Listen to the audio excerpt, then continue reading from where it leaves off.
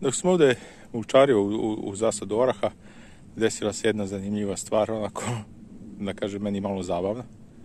Pa da pokažem šta. Ne znam koliko je moguće da se vidi, evo, jedna ovdje i dve ovdje rode. A kada okrenemo na ovu drugu stranu, u drugom dijelu zasada, i gore su 3 rode. Tako da sam dobio posjetu od 6 rode. Znači, skupljaju ove skakavce, mnogo skakavaca ima i onako su baš, da kažem, tovniti skakavci. I sada kad sam lepo izmučario,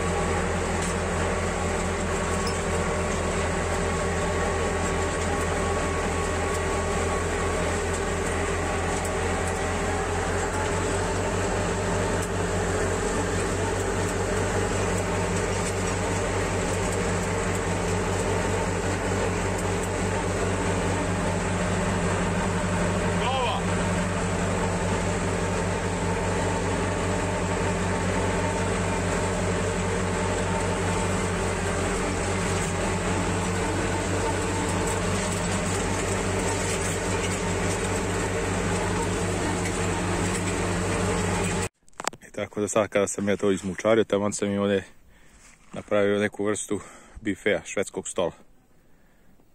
Skupljaju ove skakavce, što je odlična stvar, tamo meni eliminišu malo te avetinje. I to je to.